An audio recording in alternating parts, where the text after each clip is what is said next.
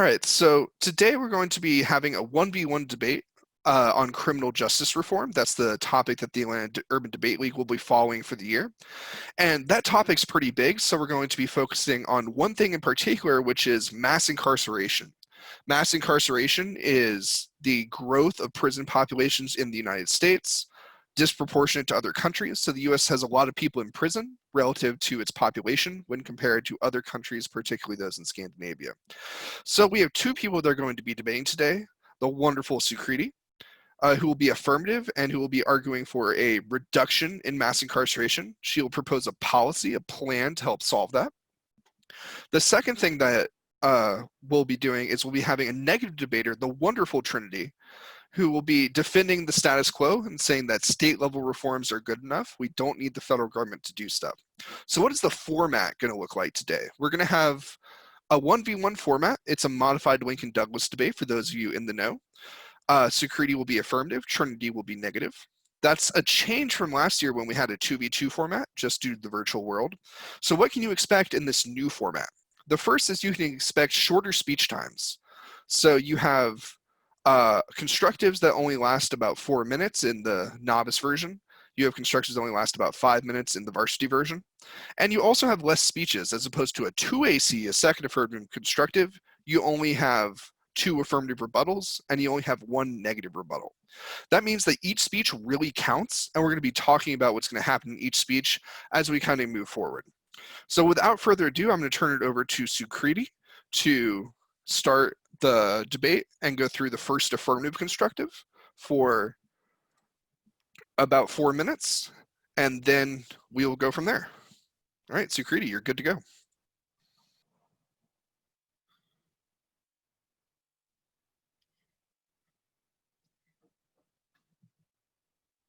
Let me just pull the timer out.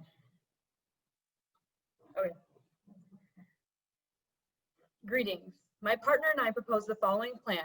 The United States federal government should pass the Reverse Mass Incarceration Act. The contention one is inherency. Despite the recent First Step Act, more than 2 million people are incarcerated in the United States. That's Rawal in 2019, columnist for the Washington Post.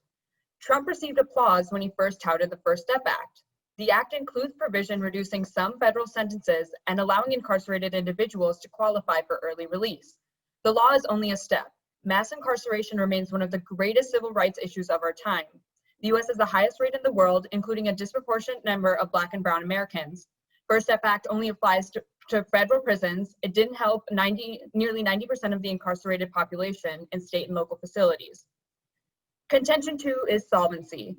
First, the plan ends mass incarceration. Changing federal financial incentives is key. That's Eisen and Chattiar, 2015, analysts at the Brennan Center for Justice. Our prison crisis has many causes. One major contributor, perverse financial incentives that spurred more arrests, prison sentences. A crime bill, an example is 94, or a prime example is the 94 crime bill, which authorized $19 billion to states. The federal government played an outsized role by financially subsidizing states to incarcerate more people. The federal government spends $3.8 billion to states each year and localities each year, largely focused on increasing the size of our justice system. It can now encourage them to reduce incarceration. The Reverse Mass Incarceration Act would encourage a 20% reduction in imprisonment. Such an act would have 4 components: a federal grant program of over $20 billion over 10 years in incentive funds to states, a requirement that states reduce their prison population by 7% over a 3-year period without an increase in crime, a clear methodology based on population size and other factors to determine how much states receive, and a requirement that these states invest these funds in evidence-based programs proven to reduce crime and incarceration. Second, funding is key.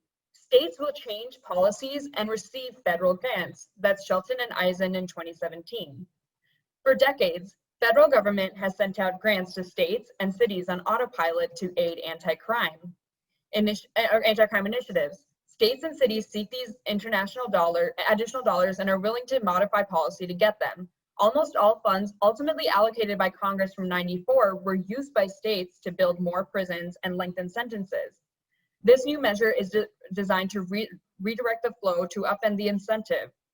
It would authorize $20 billion in incentive funds over 10 years to states that cut their prison population by 7% every 3 years. Some states are already on a path to do this. This bill will encourage further progress. The advantage is poverty. First, prison is the new poverty trap, creating a cycle of social inequality. That's tyranny in 2013. Prison has become the new poverty trap. It has become a routine event for poor African-American men and their families. For Black men without a high school diploma, the incarceration rate is nearly 40%. They're more likely to be behind bars than have a job. Prisoners serve significantly more time in the US than in most other industrialized countries. Sentences for drug-related offenses have gotten stiffer. Prosecutors have become more aggressive. When sociologists look for causes of child poverty and juvenile delinquency, they link these to the incarceration of parents and the resulting economic and emotional strains on families. Education, income, housing, health, incarceration affects everyone and everything. Low-income neighborhoods and in low-income neighborhoods. There was already evidence linking problems in poor neighborhoods to single-parent households and mobility. Those trends have been amplified. The prison's rooms coercive mobility. That was time.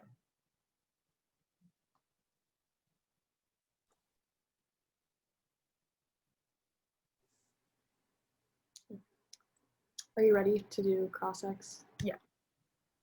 Start my timer.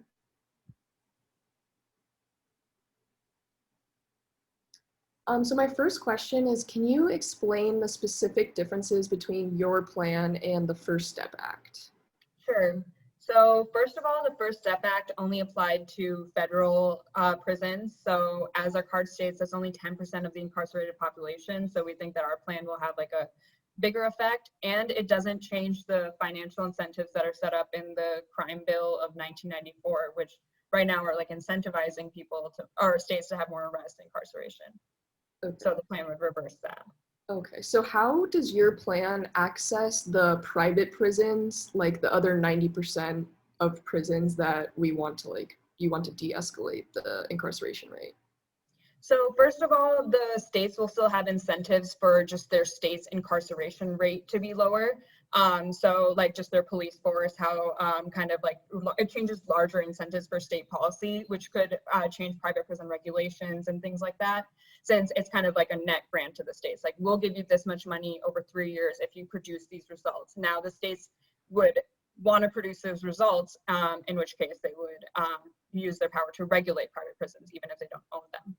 Okay, so there's no guarantee that they would access those private prisons? It's just like funds, the Eisen evidence indicates that they almost accessed all of them. So we would think that they would also access it this time.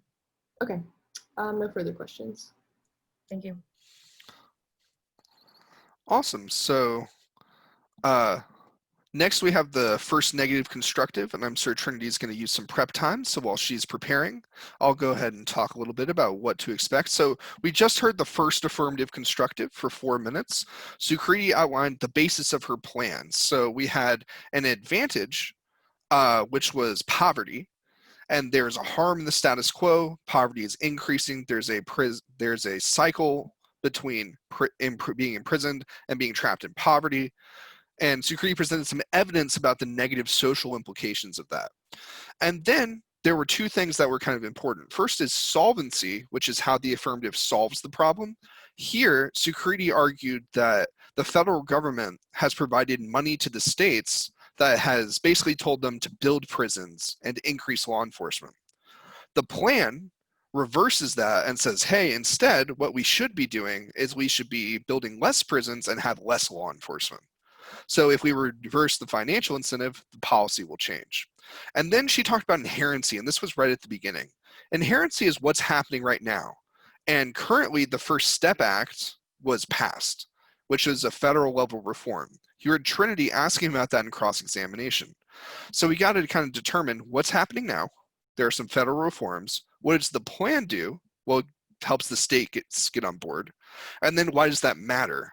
Which is because of the link between imprisonment and poverty, particularly in communities of color in the United States. So I noticed that many of you marked that you're JV and varsity debater. one thing that you'll notice is that Trenade was setting up her arguments in the cross-examination. So she was asking about the difference between the plan and what was happening now. And she was also asking about why states would care about these funding grants. And I bet if we look to this next speech, we're probably going to hear some arguments about those things. So there's a clear link between her cross-examination and the constructive that she's about to read. So it looks like Trenade is probably about ready. I'm going to hand it over to her, and we'll have the first negative constructive where Trenade will outline her position against the plan proposed by Sukriti. So take it away.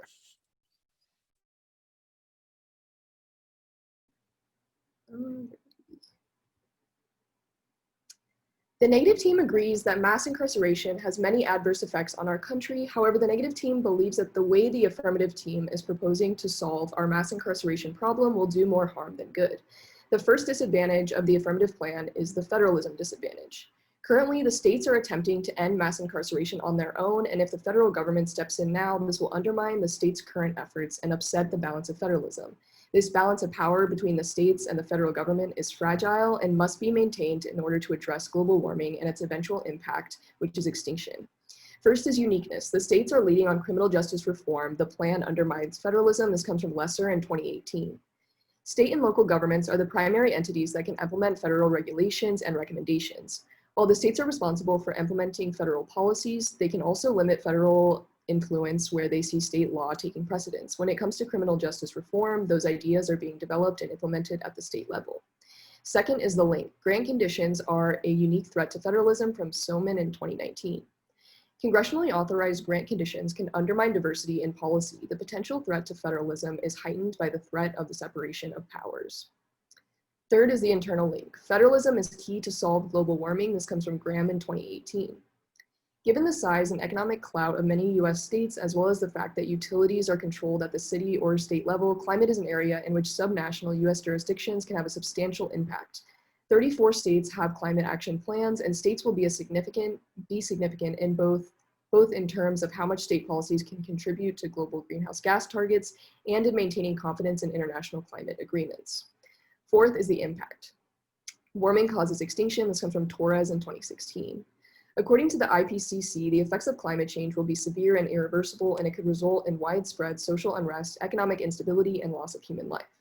If you vote for the affirmative team and pass their plan, the balance of state and federal powers will be disrupted, and this will hurt not only efforts to end mass incarceration, but also efforts to curb the effects of global warming, and the impact will ultimately lead to extinction. Then moving on to her case, on inherency, current federal reforms solve the plan is not necessary. This comes from Lopez in 2019. The First Step Act takes steps to alter the federal criminal justice system and ease very punitive prison sentences. The law allows thousands of people to earn an earlier release from prison and could cut many more prison sentences in the future. You can also look back to our evidence from Lesser in 2018 that says that state and local governments are already working on criminal justice reforms on their own. Then moving on to solvency, the plan can't solve. The political reality outweighs financial incentives. This comes from McRae in 2017. The Reverse Mass Incarceration Act is a proposal to amend the 1994 crime bill. Experts are skeptical that grants are the best way forward. There's tremendous political risk. Of the $12.5 billion in federal funds earmarked by the 1994 crime bill for states that introduced tougher sentencing laws, only $2.7 billion was claimed, which is an indication that these federal grants are ignored. There's also no guarantee that the states will be able to convince private prisons to reduce their incarceration rate. There's no reason that a private prison would want to reduce their incarceration rate because this is how they make money. So that's another flaw as to how this plan would be able to solve. Next is the poverty advantage. Poverty is declining now. Statistics prove from Benson and Binshaw in 2019. The share of the US population below the poverty level dropped between 2017 and 2018, the fifth consecutive annual drop. For the fourth year in a row, the percentage of people in poverty decreased in the three most populous metropolitan areas. So the three reasons that you should be voting negative today are that the affirmative can't solve because the states aren't going to accept the money and they won't be able to convince private prisons to reduce their incarceration rates. Second is that there's already legislation in place and the states are already working towards a solution. And third is that the affirmative team actually makes mass incarceration worse because states are already working towards solutions, and the plan would be a federal intervention that would upset the balance of federalism and cause significantly worse effects such as extinction through our global warming impact. Thank you.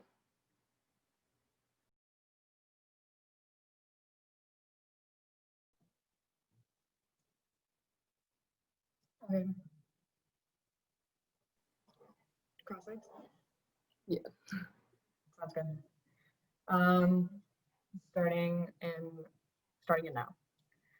Your solvency evidence says that there's like a political risk to decreasing incarceration right now, and it's stronger than the incentive provided by the grants. What political risks are there to decreasing incarceration?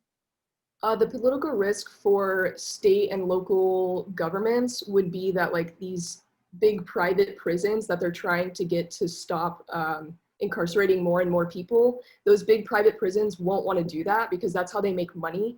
And the people that run those private prisons hold a lot of power within those jurisdictions, and so they don't want to lose Okay, you also mentioned that states are working towards solutions now. How can they be working towards effective solutions if you say that they're also kind of mired within this private prison industry? Yeah, so for one, they could be like focusing a lot of their efforts towards those federal prisons, but also I think the issue is more of like the federal government coming in and like forcing them to lose that political capital that they would have with the people that run those industries, rather than them being able to come up with their own plans, which they're already doing, that would potentially alleviate any of the like political issues that would come up if they were to disrupt the private prison industry within their states. Okay. The federal government is already providing some incentives for the states in the 94 crime bill, like we've talked about. Why does a plan which just changes the incentives or reverses them, like a new imposition of federalism, if we already have these grants in place? Yeah, so the reason that it's a new imposition is because it's going against what like the norm would be, and what the like the for private prison industry, they want to increase their mass incarceration. So the fact that like the 1994 crime bill was giving the states money to help those private prisons continue doing that means that it wasn't federal overreach, because it was like going along with what would help the state governments politically. But now when it's the opposite way, that's going to disrupt like political powers within the states and cause backlash. And so that's why it's federal overreach. Okay, thank you. So next up, we have the 1AR, the first affirmative rebuttal. But before we get there, let's kind of recap what's going on. So in the 1AC, Sukriti proposed a plan, the Reverse Mass Incarceration Act, that changes some financial incentives around, provides some federal grants to help states reduce their prison populations.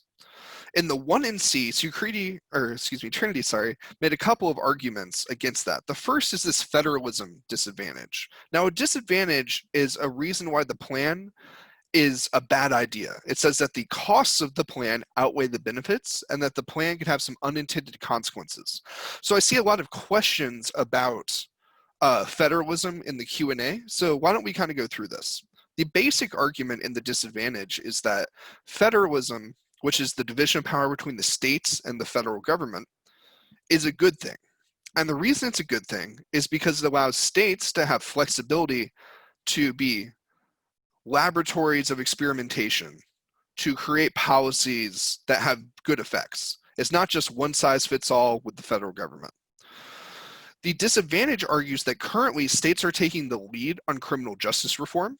Currently, for example, in the environment, you've seen a lot of Black Lives Matter protests, and states are currently taking the lead to say, all right, we should do things to reduce prison populations, etc.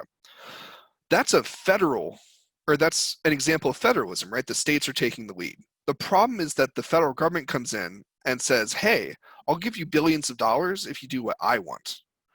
That means that those financial incentives that the plan provides actually just represent an example of federal control. Because what do you think is going to happen if the states do something that the federal government doesn't like? Well, historically, the federal government is going to threaten to cut off that funding. So instead of the states being able to act independently and experiment, what's going to happen is that the federal government now controls criminal justice policy in the United States. So Sukriti asked some good questions to push back against that, namely why the plan, which just changes current grants, is a new imposition on federalism. The other question was about the internal link. So an internal link is, okay, the plan harms federalism. You heard Trenade talk about global warming potentially being bad. So how do we get from point A, reducing federalism, to point B, which is global warming? An internal link tells us how we do that. The argument is that currently the states have independently formed, outside of the federal government, a climate compact, an agreement where they work to reduce emissions. And that's important because it means that the states have a leadership role internationally in climate change agreements. They can help set some norms to reduce emissions. If the federal government just takes control over federalism and the states no longer play that role, then they wouldn't be able to positively influence climate policy internationally, and climate change would run rampant. That at least is the argument. So in the 1AR, what can we kind of expect? We have a case, which is the plan, and we have an off case, which is the disadvantage. Sukriti needs to talk about her plan and why it's good, and also refute the negatives arguments as to why it's bad. So I'm going to go ahead and let Sukriti take it away here. Feel free to keep asking questions in the chat, and we'll just keep rolling right along. So Sukriti, first affirmative rebuttal. First, I'll start on the case. The advantage outweighs the plan, and the advantage of the plan outweighs the disadvantage. Prison causes incarcerated people and their families to get stuck in a poverty trap. It impacts social, educational, and health outcomes of entire communities. Let's go to inherency. The first step back is not enough. Incarceration rates are still extremely high, top in the world, and it only affects federal prisons, which is only 10% of incarcerated individuals. That's the Rawal evidence. Let's go to solvency. Yes, financial incentives solve. The 94 bill successfully employed incentives in the past, and our plan just reverses them. Their evidence argues that grants won't work because the states did not use all the funding and there's too much political risk. First of all, it's incorrect because ultimately most of the funds were used. That's the Shelton and Eisen evidence. And two, it actually supports the AF because, as the negative mentioned, there's some movement towards reducing incarceration, but we still need to change the remaining hurdle of perverse financial incentives. This also ties into the private prison argument because the negative argues that states have good plans to solve mass incarceration, but it also says that private prisons make it hard to do those reforms, and the federal government is the only actor that can kind of overcome the opposite financial incentive that the private prison lobby is pressuring the states with. Let's go to the poverty advantage. They say it's decreasing, but their card decides only 7 out of 25 major metropolitan areas. Most stay the same. And moreover, regardless of like small decreases, big effects of the population are obviously still being effective. So it's a more, you should still pass the plan. Let's go to the disadvantage. The case impact is more important than the disadvantage, and you should focus on the immense harms that are happening right now for low-income communities rather than far-off climate change. And it's non-unique. Trump has already undermined federalism. That's Gawthorpe in 2020. Trump will dole out federal largesse according to political loyalty. Democratic governors need to help themselves. Republican governors need to stick close. Result has been an inversion of what the founders intended. Federalism has become another casualty of a president unprecedented in his disregard. Second, there's already incentives in place now. The plan just reverses them, so it's not a new example of federal power, and it doesn't matter what's politically popular at the time. It's just not a new imposition. Third is federalism is resilient. That's Rodriguez in 14. The value of the system is the framework for ongoing negotiation. Federalism creates a multiplicity of institutions to develop national consensus while establishing a system that allows for meaningful disagreement. These debates play out in discretionary spaces. Winners must sometimes emerge. Intergovernmental relationships are neither locked in zero-sum competition nor bound by fixed rules of engagement, precisely what makes federalism productive regardless of perspective. And there's no link. Their evidence is too much about executive control over grant conditions and it's not about Congress, which is what our plan does. And there's no impact to climate change because eventually we can maybe adapt in the future since it's so far away, and their card does not give a time frame. So, pretty rough speech. It's a super short speech. You have a lot to respond to. The 1AR is probably the most difficult speech in this debate, so props to Sukriti for getting through. So as we kind of talk about this, let's see what y'all are thinking. let's see who y'all will think will win. So if you're an attendee, you just saw a poll pop up on your screen. Who do we think is going to win? A lot of you think it's too close to tell. Some of you say the affirmative, some of you say the negative. So let's talk about what Sukriti did there.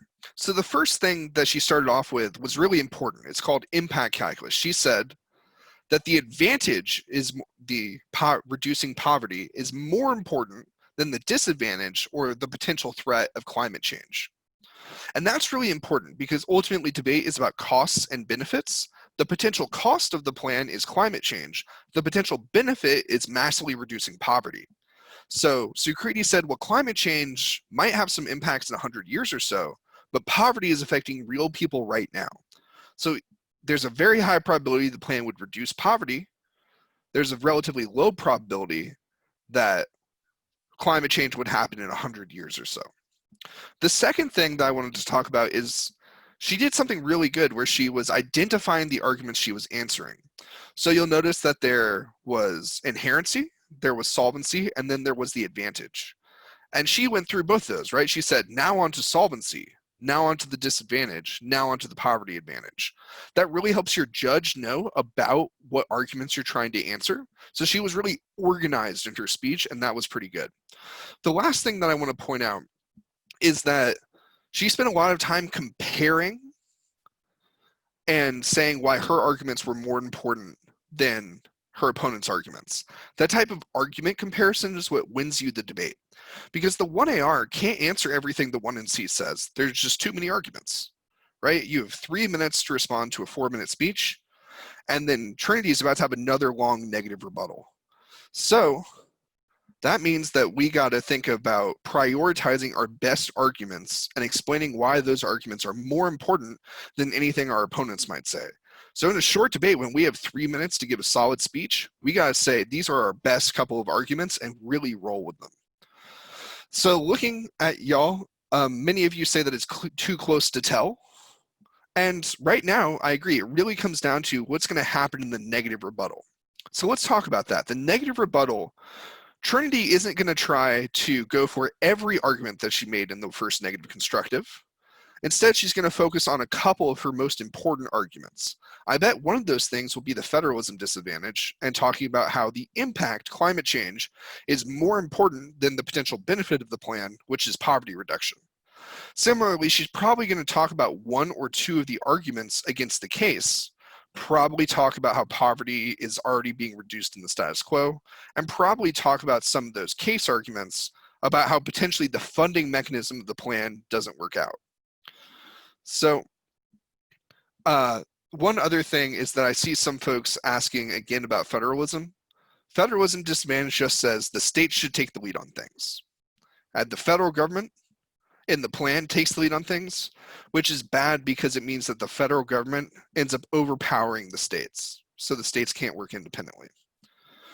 So let's go ahead and see how we're feeling for the 1NR, the first negative rebuttal. Trini is going to pick some arguments, and hopefully she'll pick some of the right ones, and then y'all will say that the negative won the debate. Conversely, Sukriti during this prep time is probably thinking about what were my best arguments from the 1AR to think about what should make it into the 2AR, because the 2AR is going to be a real short speech. So she has to already have an idea in mind as to what arguments she should go for. Otherwise, that 2AR prep time is going to be real rough. So I'm going to turn it over for the first negative rebuttal. Take it away. There are 3 main reasons that the negative team should win today's debate. The first being that the affirmative cannot solve because the states won't accept the money and state governments will not be able to convince private prisons to reduce their incarceration rates. The second is that their plan is unnecessary because there's already legislation at the state and federal levels working to reduce incarceration rates. And the third is that their plan is a massive overreach by the federal government that will hurt the efforts the states are already making to reduce incarceration and will result in a disruption of federalism, which leads to an exacerbation of impacts such as global warming. So first on the federalism dissad, we want to look at uniqueness.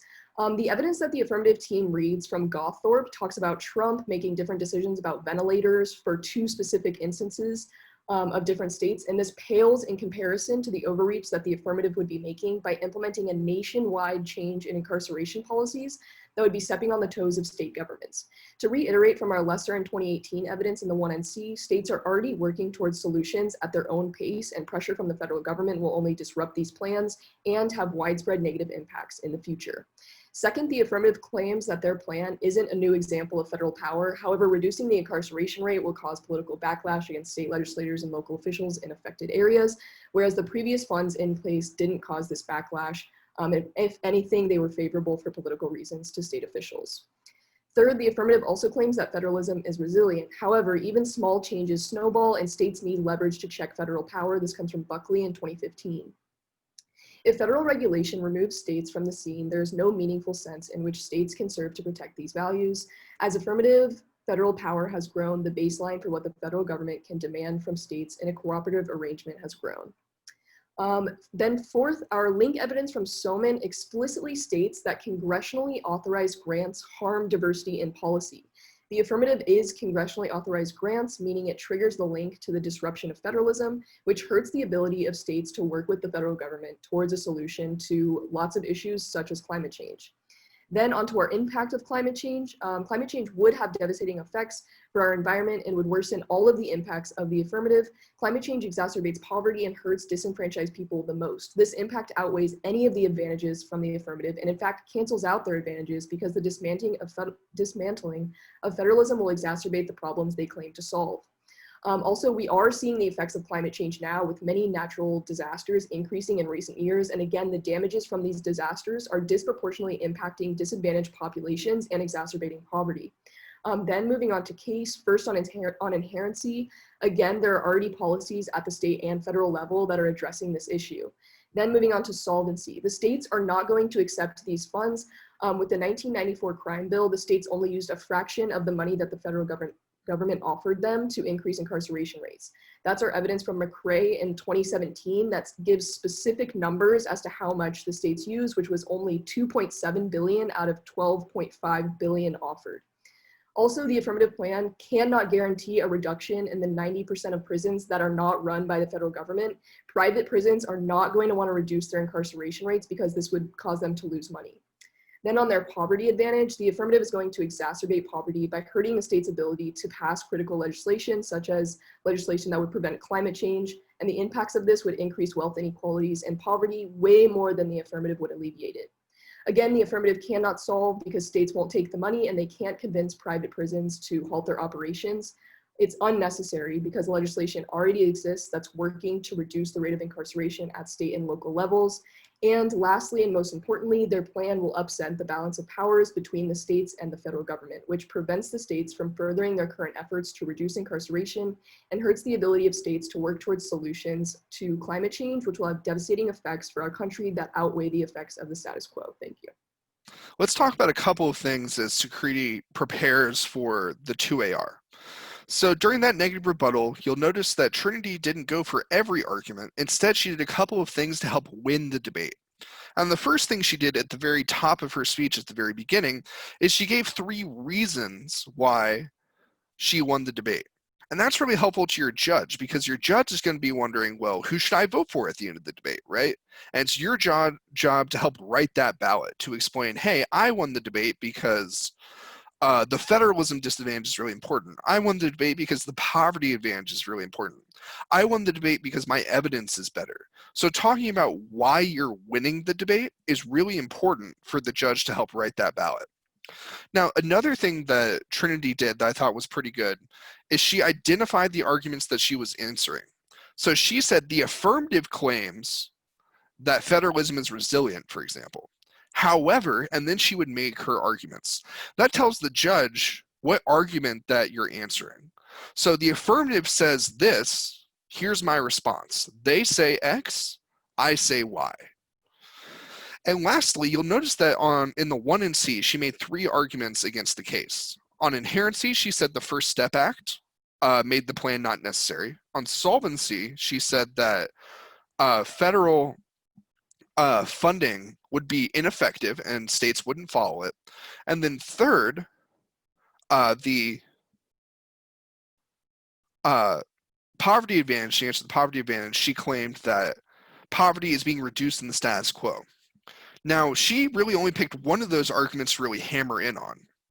So she picked the solvency argument, and she said that solvency means that even if there is a problem, even if it's true that there is a link between prison and poverty, the plan doesn't help solve that problem because states will ignore federal funding grants. And that's super important. Why is it important? Because it means that Sukriti can win her arguments about poverty and about the First Step Act not doing enough and still lose the debate.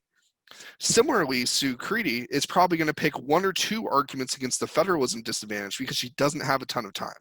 So in the 2AR, we can expect some more impact calculus. Why is the advantage of the plan important? And similarly, why is the disadvantage not as important? And probably pick one argument or two arguments against the federalism disadvantage. So Sukriti has a little bit of extra prep time, but if she's good to go, I'm going to hand it over to her. And then afterwards, we'll be able to talk about the debate. Y'all will be able to vote. So keep in mind who you want to vote for. And Sukriti, if you're ready, take it away. Sounds good.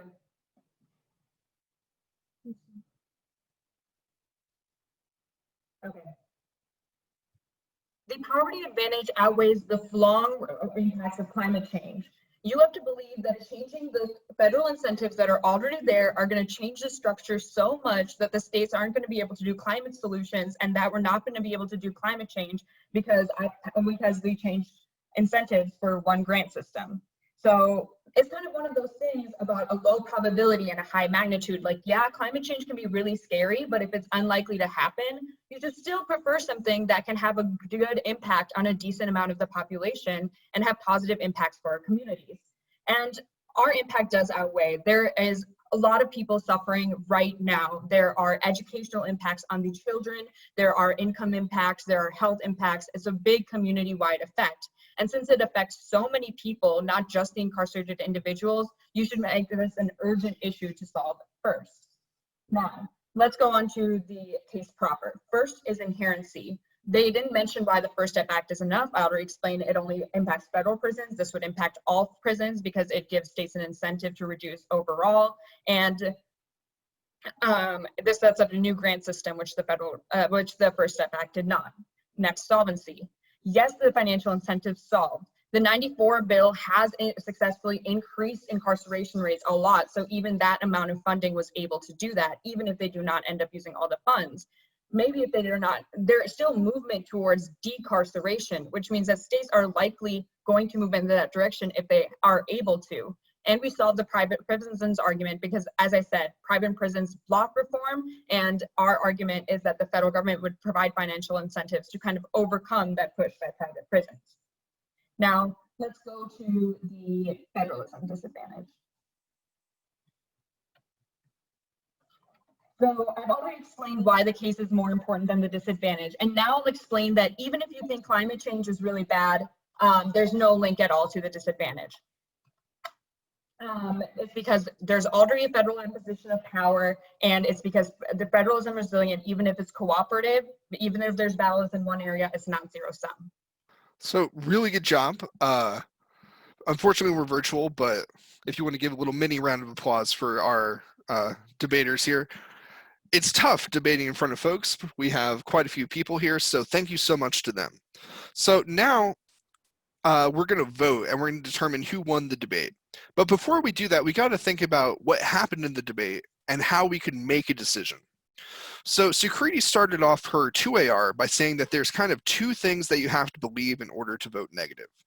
The first is that climate change is a really serious threat, and that second is that the plan would somehow undermine international climate policy. Conversely, in Trenade's speech, you have to believe in order to vote affirmative that the plan will somehow reverse decades of financial incentives to create prisons. And second, that the plan would not negatively impact federalism. So both debaters did a really good job explaining what the judge should think. So if you think the plan is a good idea, you probably think that the plan changes some financial incentives, which is good. And you probably think that poverty is an immediate impact that can be solved, whereas climate change is far off in the future. if you voted negative, you probably think that there's a very low risk, even if poverty is important, that the plan can resolve that problem because states really don't care about federal grants. And you also probably think that the plan takes over and hijacks state level reforms that are happening now, which could undermine our climate policy. So let's go ahead and see who we think won the debate, and we'll go from there. So in a second, we're going to release the results of that poll, and we'll see who won the popular vote. But I also want to give Trenade and Sukriti an opportunity to talk about what they thought happened in the debate. Probably pick potentially your best arguments, and then what you were thinking going into the last rebuttal. So I'll start with you, Trenade, since Sukriti just spoke. What were you thinking going into the last rebuttal, and what was your best argument you thought? I think I was focusing a lot on solvency and proving why the plan couldn't solve, because if they can't solve for their poverty advantage, then there's no reason to vote for the affirmative. We might as well just stick with the status quo. So I was focusing on those two arguments on solvency about how the states aren't going to use the funding because they didn't do that in the past, and then also that they're not going to be able to stop the for-private prison industry, because why would those people want to stop when they're making so much money off of it?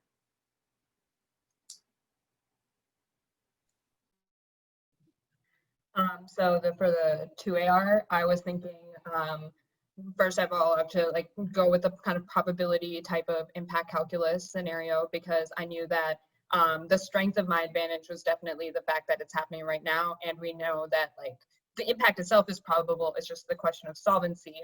And I wanted to compare that with the lack of probability, or the low probability of the disadvantage through the link argument. So the link argument is just that it's not a huge change from the status quo, and kind of federalism is resilient. So the link doesn't work like that it collapses all of federalism all at once. So even if I lost a little bit on solvency, if you thought that climate change was just so improbable, even a little bit of solvency is good. Okay, let's switch it around. What do you think was the weakest argument that you made? Where do you think you were most vulnerable and you were kind of worried about? I think that the link to the Federalism Disadvantage is the weakest thing, and it's hard to uphold because it's just such a it's just a hard argument to make that a small policy like this, I guess it's a big policy, but a policy like this, even though there's so many policies that the federal government imposes on the states, that this is going to be the one that causes massive upheaval of the state's ability to do anything. So I think that's the hardest thing to support.